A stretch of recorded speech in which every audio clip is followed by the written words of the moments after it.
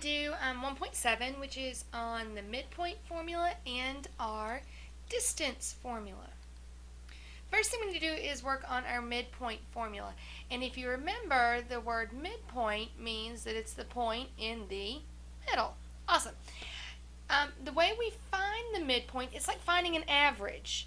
And if you remember finding averages in algebra, that's where you add everything up and you divide by how many you have. Well, if you have a midpoint, you got two ends. So to find the middle, you have to add the two ends and then divide by 2. So segment AB has endpoints -4 and 9. What is the coordinate of the midpoint?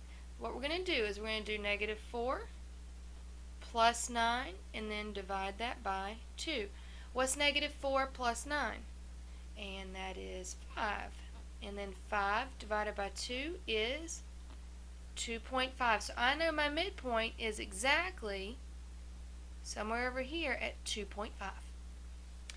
Segment JK has endpoints -2 and 4. What is the coordinate for its midpoint? So if I'm going to do -12 plus 4 divided by 2, and -12 plus 4 is a -8 divided by 2. So my midpoint is going to be at -4. That's how you do midpoints for a number line.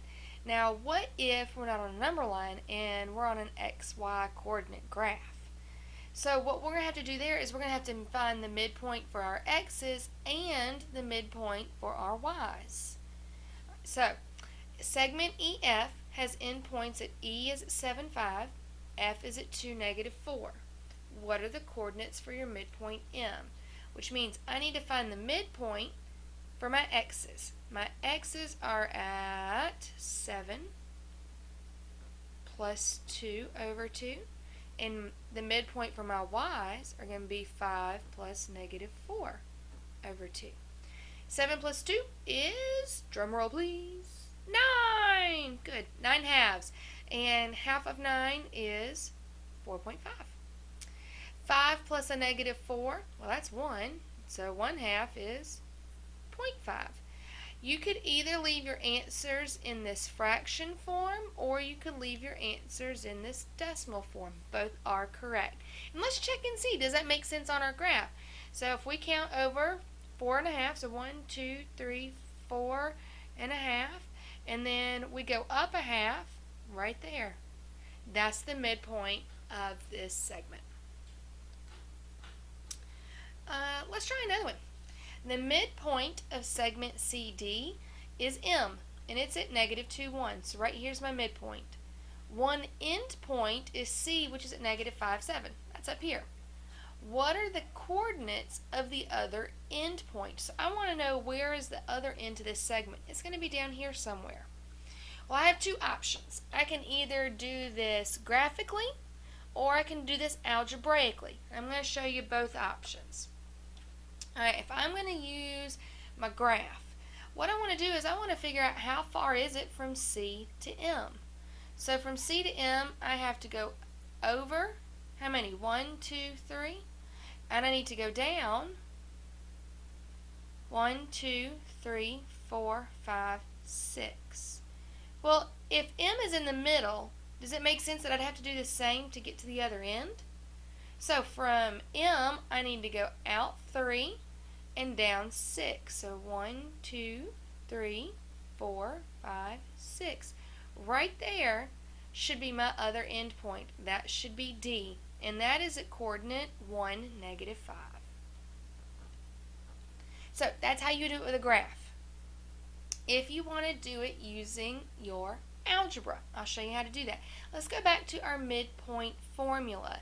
That says our midpoint is the average of our X's and the average of our Y's. Alright, my midpoint X is at -2. So I -2 equals my X1, I know my X1 is over here at C, which is at -5. So -5 plus X2 is down here. That's what I'm trying to find. All divided by 2. To solve this, I want to need to get this X2 by itself. So to do that, I'm going to have to multiply both sides by 2. And those will cancel. 2 times negative 2 is a negative 4 equals a negative 5 plus x. And then I'm going to add 5 to both sides. And I get 1 equals x, which is the same thing I got up here when I used my graph. Now, let's do that with your y's. So with my y's, my midpoint y is at 1. My y1 coordinate, that's up at C, and that's up here, that's at 7. So 7, y2 is the other end that I'm looking for. So I'm going to multiply this side by 2 and multiply this side by 2 to get those guys to cancel. So I have 2 equals 7 plus y sub 2. Next step is I'm going to subtract 7 from both sides, and I get negative 5 from my y sub 2, which is exactly the same thing I got from my graph. So feel free to use either method, whichever one makes sense to you. Alright, how about this question down here at the bottom? The midpoint of segment AB has coordinates 4, negative 9. The end point A has coordinates negative 3, negative 5. What are the coordinates of B? Well, I have two options. I can either make a graph or I can use my algebra again. So, let's see what it would be with a quick graph. The midpoint of segment AB has coordinates at 4, negative 9. Now, I'm not going to count this out exactly. I'm going to kind of, do a sketch of a graph, not an exact graph. So I'm going to go right 4, down 9. So I know my coordinates here are 4, negative 9. The end point A has coordinates negative 3, negative 5. Well, negative 3, negative 5 is going to be over here somewhere. Alright, so I've got negative 3, negative 5. And I know that my other end has got to be somewhere over here. That's what I'm looking for. Well, let's figure out how far is it from my x's. If I'm at negative 3 and my x's need to travel on over and they need to get to 4. So how far do my x's have to go from negative 3 to 4? Yep, 7. My y's are starting at negative 5 and they want to go down to negative 9. How far do they have to go? They have to go 4. Good job. So now to get to this other point, I'm going to have to do the same thing. I'm going to have to go across 7 more. Well, if I'm at 4 and I go right 7 more, where is that going to leave me on a number line? Yep, that's going to leave me at 11. Now, think about this. If I'm at, my y coordinate is at negative 9, and I need to go down 4 more. So go down 4 more. Negative 9, down 4 more. That's going to leave me at negative 13. Alright, that's how we can do that with a graph. Even if we don't have an exact graph, we can still do it. How about if we try it with our algebra again? Alright, so our midpoint coordinate, our x coordinate is 4. And our end point x coordinate is negative 3 plus x sub 2 over 2. Again, we're going to multiply both sides by 2. And to get those to cancel, 4 times 2 is 8 equals negative 3 plus x sub 2. If I add 3 to both sides, 8 plus 3 is 11, which is exactly what I wanted. And then for your y's, same thing. Your y coordinate midpoint is at negative 9. And your y end point is at negative 5. Ran out of room. I'm going to erase my x's. So your y midpoint is at negative 9. Your y end point is at negative 5 plus y sub 2 over 2. Again, multiply both sides by 2. And 2 times negative 9 is negative 18. These guys cancel. And I have negative 5 plus y sub 2. So I'm going to add 5 to both sides.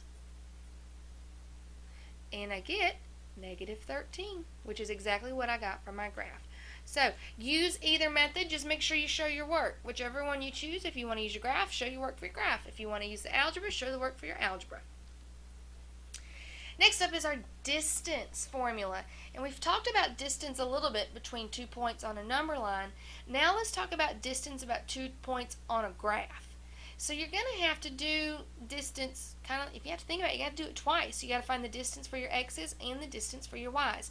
Now this should look really familiar to you. Where have you seen y2 minus y1? And where have you seen x2 minus x1? Slope! Good job! Yeah, definitely been using some slope. Alright, we're going to do the same thing. We're just going to take it a little bit further. Alright, if you think back to some good old Pythagorean theorem, hopefully you've heard of that before. Anybody remember it? Yep, I hear it. A squared plus b squared equals c squared. Yeah! And A and B are the sides of a right triangle. And C was the hypotenuse of a right triangle. Do you see how if I try and connect A and B, I can make a right triangle out of it? And I can get the numbers for A and B from my slope. Yeah? So if I can find my slope, I can make a right triangle, and I can find my hypotenuse. Alright, that's what our goal is. So here is your distance formula. It's a really long formula. You don't have to go through and plug all of these numbers in. If you can figure out slope, just use your Pythagorean theorem, which is what I prefer you to do, because this way you don't have to worry about positives and negatives. Alright, let's think about our x's. Our x's are going from -7 to 4. So if we're at -7 going to 4, how far is our a? Okay, so -7 to 4 is 11.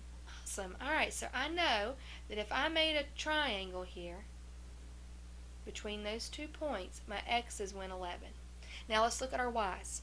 Our y's are going from 5 to -3. So how far is it to go from 5 to -3? That is 8. Now, it's 8 down, but it doesn't matter. In slope it mattered, but here it doesn't. It's just moving 8. That's all we need to know. So, to find our distance here, we can just do our Pythagorean theorem. 11 squared plus 8 squared equals our distance squared. And what is 11 squared? 121. What's 8 squared? 64. So I need to know what is 121 plus 64, and that is what, 185 for our distance squared. So how do I get rid of the squared? I take my square root of both sides. So my distance is the square root of 185. And you don't have to put that into a decimal. Leave it like it is. So what about this one? You have endpoints of -214 and r is 3, -1. And it's asking what is SR. Remember, if there's nothing above it, it's asking us our distance from S to R. So I need to know what's my distance from -2 to 3? That's 5. So I have a 5 squared. What's my distance from 14 to -1?